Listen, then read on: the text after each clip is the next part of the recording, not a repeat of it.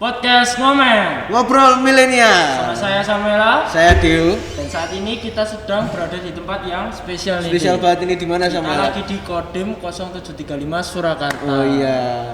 Waktu ini kita diberikan waktu untuk berkesempatan untuk ngobrol-ngobrol, bincang-bincang Bapak Letkol Infantri Wiyata Sembana Haji. Iya.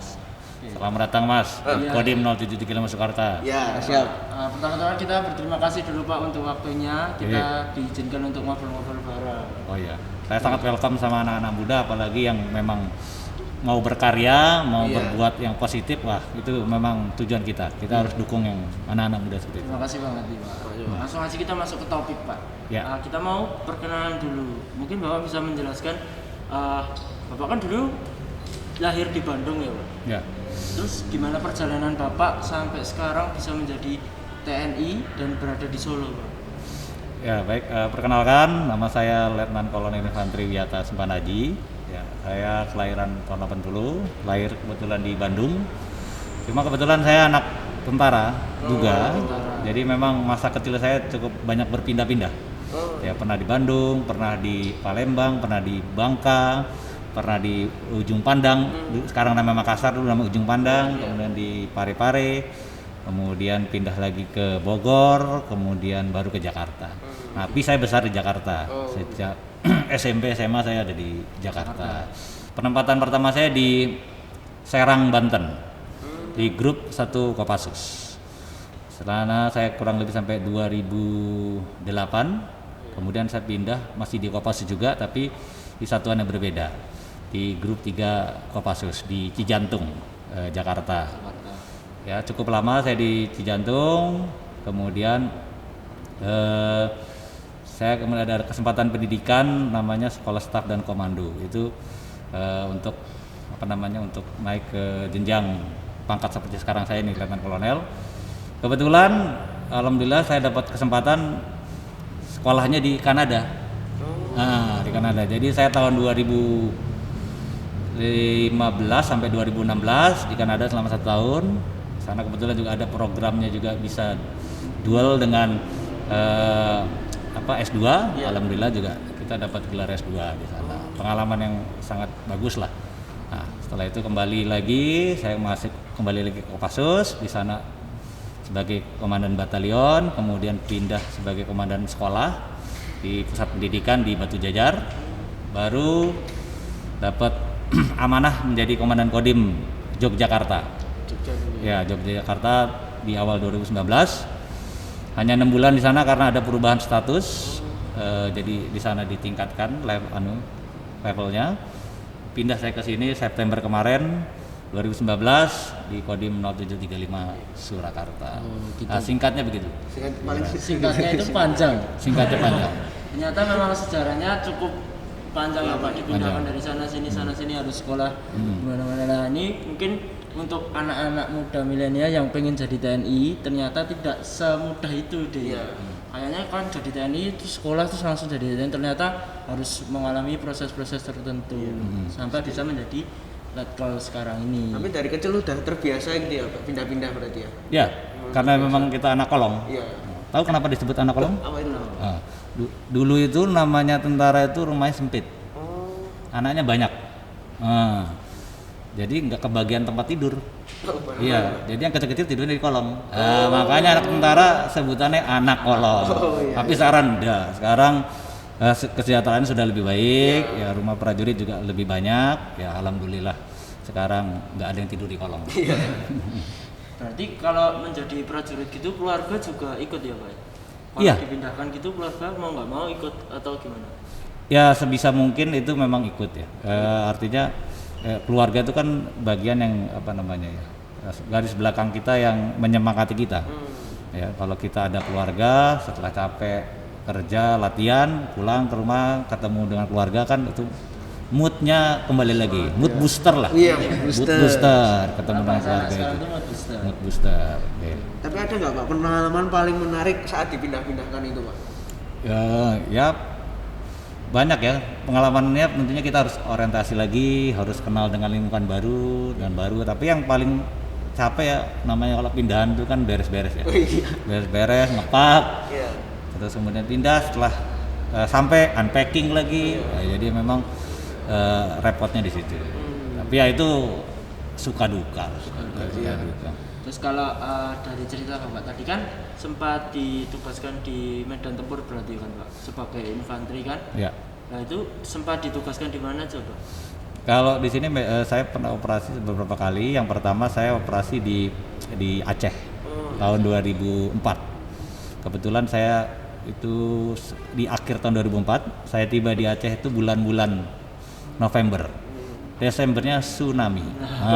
Pas berarti ya? Iya, Desember 2004 itu kan tsunami. Merasakan wabah tsunami di Aceh? Tsunaminya saya tidak kena karena kebetulan pada saat yang bersamaan unit saya sedang patroli di ketinggian. Jadi yang kerasa minggu pagi tanggal 26 Desember 2004 itu gempanya saja. Berarti di gunung tuh kerasa gempa tapi nggak tahu kalau ada tsunami? Kita tidak aware kalau itu ada tsunami.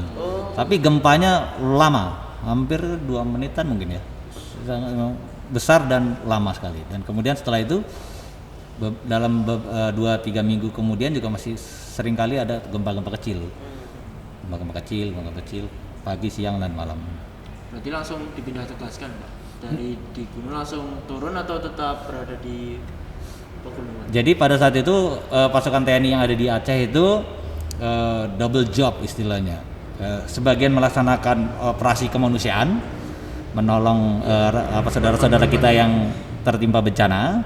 Sebagian juga masih melanjutkan operasi penumpasan gerakan separatis. Ya, tetapi kan dari situ kan berujung MOU perdamaian Helsinki. Jadi tidak lama kemudian, kira-kira 6 bulan kemudian, jadilah perdamaian. Ya alhamdulillah mungkin itu salah satu hikmah di balik bencana tsunami. Jadi Acehnya tidak bergejolak lagi. Setelah itu saya baru dapat amanah lagi untuk didinaskan atau ditugaskan sebagai Komandan Kodim Yogyakarta. Berarti kan perbedaannya kerasa banget ya Pak. Jogja itu kan banyak dikenal sebagai kota pendidikan. Berarti kan di sana pemuda itu lebih banyak kan Pak. Terus gimana? Apakah TNI juga berperan untuk kepemudaan di Jogja atau di Solo juga, atau kita tetap fokus terhadap negara atau gimana? Ya. Jadi sebenarnya kita tidak perlu memisahkan seperti itu. Jadi Kodim itu namanya adalah satuan kewilayahan. Satuan kewilayahan ini tugasnya membina potensi yang ada di wilayah tersebut. Salah satu potensi yang sangat bagus yang harus kita memang bina sebagai salah satu sumber daya untuk kita siapkan kalau kita menghadapi sesuatu terhadap ancaman terhadap negara, itu ya pemuda. Nah pemuda itu potensinya memang harus dibina. Jadi memang salah satu kegiatan atau programnya Kodim itu memang adalah pembinaan generasi muda. Jadi kalau kita nih di sini sering terlibat, misalnya kalau masa-masa orientasi sekolah, itu anggota saya banyak terlibat dan tersebar. Baik di tingkat SMP, baik di tingkat SMA, sampai ke perguruan tinggi, itu kita tersebar.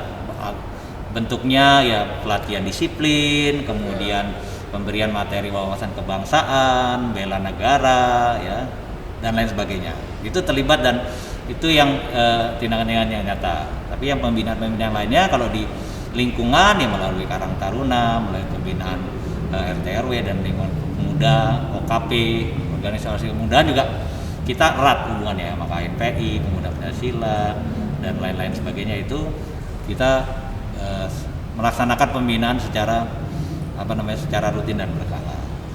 Ya. Ternyata memang tugas dari seorang TNI itu banyak ya, Dek. Mungkin banyak Pak pemuda-pemuda saat ini, mungkin di kalangan kita pun tidak mengerti. Ternyata TNI itu juga merangkul kita, TNI itu merangkul banyak organisasi lain gitu. Mungkin kebanyakan orang mikir TNI itu cuma menjaga negara dan lain-lain gitu Pak, dan kurang mengerti. Dan harapannya sih dari podcast ini kita semuanya jadi tahu, oh ternyata TNI itu tugasnya nggak cuma itu toh gitu. Dan memang tugasnya berat gitu loh Pak. Memang salah satu cara untuk menjaga negara ini ya harus dekat dengan pemuda. Iya. Justru kalau kita ini tidak membina pemudanya, berarti kita mengabaikan potensi yang sangat besar tadi. Ya kan? The future kan ada. Iya. Nah, Mas Sam sama Mas Deo. Iya. Kalau saya kan present. Sebentar lagi jadi the past gitu kan, masa lalu. Iya. Nah, future-nya itu jenengan.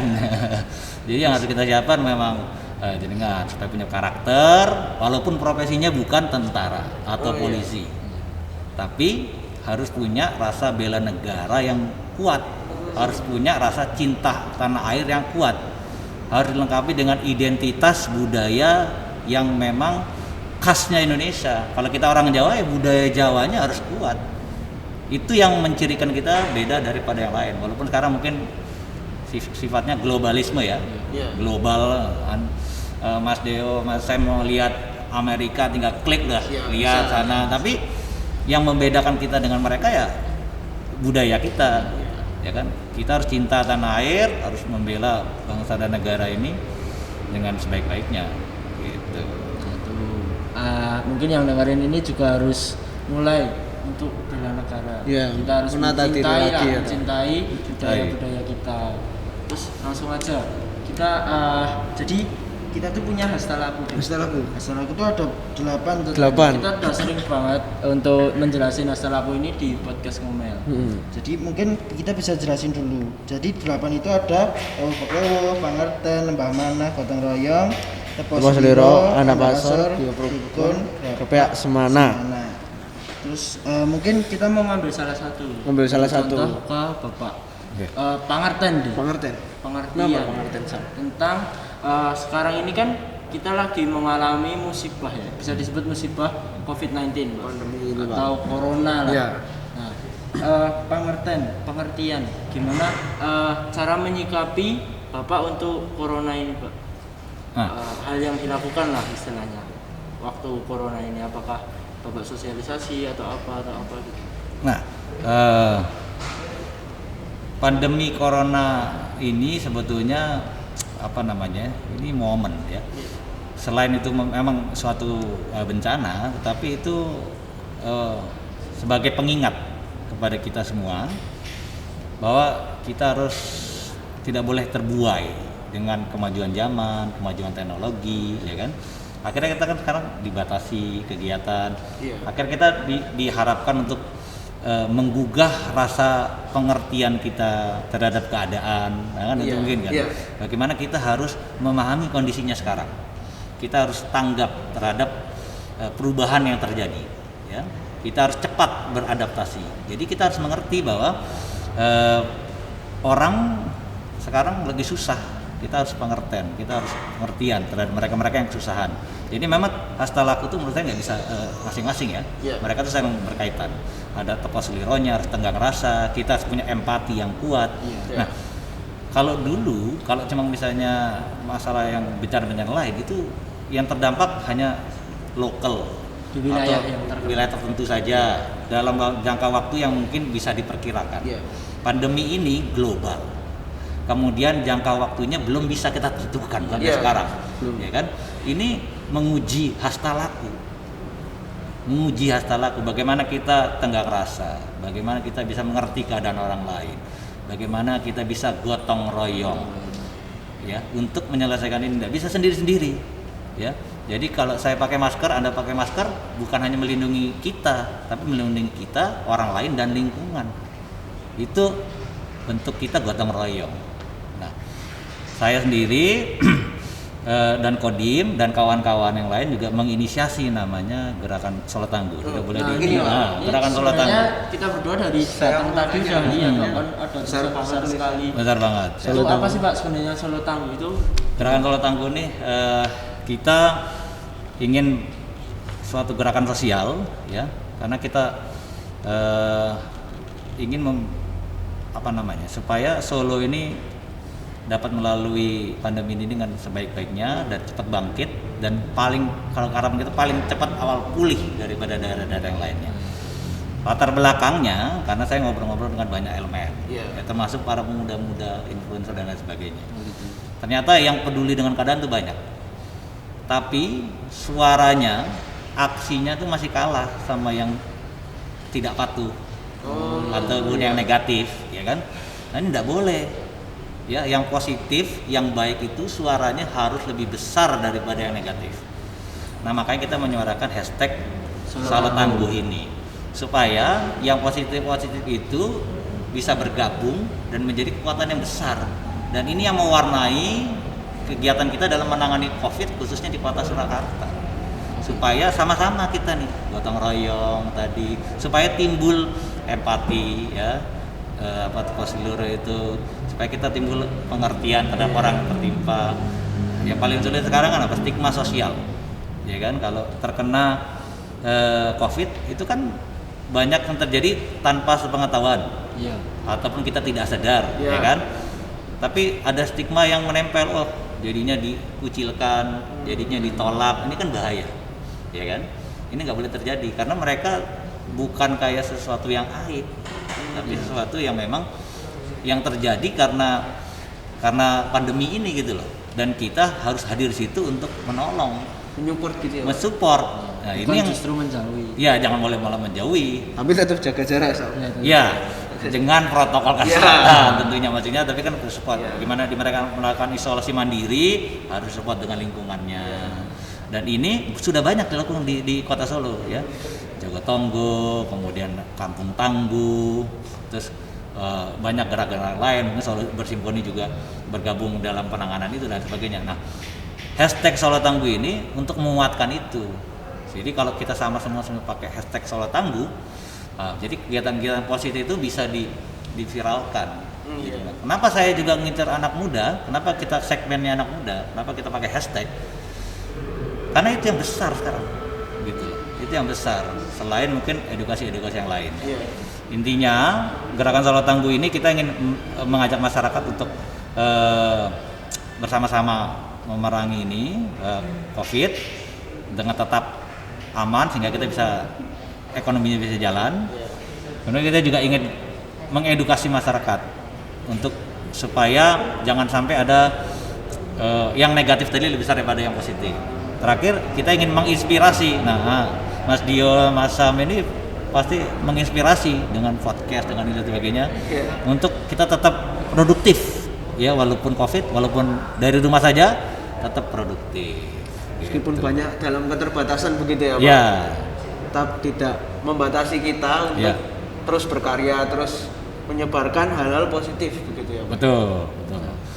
Dengan satu saluran Solo Tangguh itu supaya semakin kuat gitu loh. Kalau masing-masing kan sendiri. Nah, kita dulu momennya kayak Sumpah Pemuda lah. Ketika kita sudah satu bangsa, satu tanah air, satu bahasa, baru kita kuat. Ya kan? Tapi kalau masing-masing walaupun sama-sama berjuang, nah itu beda gitu. Saya kan remaja pemuda begitu kurang gimana ya Pak? Jadi kalau ingin berbicara begitu perasaannya itu sedikit takut begitu Pak, sedikit tegang begitu. Mungkin teman-teman saya juga merasakan seperti itu. Tapi ternyata setelah saya ngobrol begini, mungkin memang stigma saya sendiri begitu Pak. Ya jadi tak kenal maka tak sayang. Nah, iya. Sekarang udah kenal sama saya, silakan kalau lewat mampir, lo boleh sekali. Ini Kodim ini kantor yang terbuka untuk umum ya. Tapi walaupun ada prosedurnya masuk, laporan ke piket, keperluannya apa itu standar pangkalan militer. Ya, tetapi kita artinya terbuka untuk komunikasi dengan siapapun. Mungkin dari nanti sekolah Mas Dio ada kegiatan yang bisa kami kolaborasikan, ya, bisa kita support dari Kodim. Ya, tentunya kita akan sangat membantu, mendukung, apalagi kalau itu hal-hal yang positif. Gitu. Jadi jangan kaku gitu sama kita, sama semua. Kita garang kalau lagi perang aja. Hashtag laku kita nih dari Solo Bersimponi sama hashtag Solo Tangguh dari TNI Kota Surakarta ya Pak, itu sesuai. Jadi kita bisa berjalan bersama-sama untuk memerangi COVID-19 ini dan menjadi remaja dan juga masyarakat yang lebih kuat dan lebih aware tentang sesama kita. Gitu aja sih. Sama terakhir Pak untuk menutup podcast kita ini, pesan dan harapan Bapak untuk remaja dan pemuda saat ini Pak, karena banyak dari remaja pemuda saat ini yang memang tidak bisa menjalani seperti biasanya Pak. Jadi kita kan terkena pandemi seperti ini, kita kurang kok dengan keterbatasan ini tidak bisa sekolah formal dan sebagainya, itu pesan dan harapan Bapak untuk remaja dan pemuda saat ini bagaimana? Pesan saya simpel saja, ya, keterbatasan itu menimbulkan ide dan kreatif. Anak-anak sekarang tuh sangat imajinatif, sangat kreatif. Jangan dikungkung. Iya, kembangkan ide dan kreatif tersebut. Jangan pernah takut mencoba, jangan pernah takut gagal, karena dari gagal itu dapat pelajaran baru lagi. Ya, biarkan ide kreativitas itu berkembang. Dan dicoba. Iya. Jadi jangan hanya bermimpi, tapi lakukan, sehingga mimpi-mimpi nanti dia bisa jadi kenyataan. Dan ya saya harapkan generasi muda yang bergerak. Sekarang yang mayoritas adalah generasi muda. Bagaimana kita bisa selamat dari pandemi COVID ini? Peran pemuda sangat besar. Jadi ayo kita terus aktif, kita terus produktif dengan tetap menjaga protokol kesehatan, toleransi, kemudian perdamaian itu tetap harus dijaga, karena di saat-saat susah seperti ini ya, gotong royong kemudian tenggang rasa itu sangat perlu sekali. Kita harus saling mengerti satu sama lain, punya empati yang bagus. Demikian. Oke, itu tadi pesan dan harapan Bapak untuk pemuda-pemuda saat ini. Oke, jadi mungkin cukup sekian aja podcast kita pada episode kali ini. Terima kasih sekali Bapak untuk waktunya. Terima kasih sudah mengizinkan kita untuk ngobrol bareng, bertukar pikiran lah istilahnya untuk masa-masa sekarang, dan untuk mengerti ternyata peran TNI itu kepada masyarakat seperti ini. Terima kasih sekali Bapak. Sama-sama, Mas Dio, jangan kapok ya. Kapan-kapan lagi di sini silakan dengan topik yang berbeda dan lain sebagainya. Harapan kita sih buat yang dengerin ini jadi semakin tinggi lagi untuk tegang rasanya, untuk bela negara, untuk cinta pada tanah air, dan untuk menghargai orang lain juga. Dan juga tetap produktif, Sam. Tetap produktif meskipun dalam pandemi seperti ini, tetap mengeluarkan ide-ide mereka, dan ya kita terus berkarya. Dan yang pasti positif. Jangan sampai merugikan orang lain. Oke, mungkin gitu aja untuk kesempatan. Ini ngomel ada anunya, ada pekiknya atau ada yel-yelnya, enggak ada? Tadi Pak. Kalau ngomel, gua milenial. Berarti saya boleh tambahin kalau salam tangguh. Boleh Pak. Boleh dong Pak. Kalau saya bilang salam tangguh, sehat, semangat, bermanfaat. Sehat, semangat, bermanfaat. Oke, salam tangguh, sehat, semangat, bermanfaat. Terima kasih. Ya, gitu aja untuk kesempatan hari ini. See you di episode-episode selanjutnya. Terima kasih.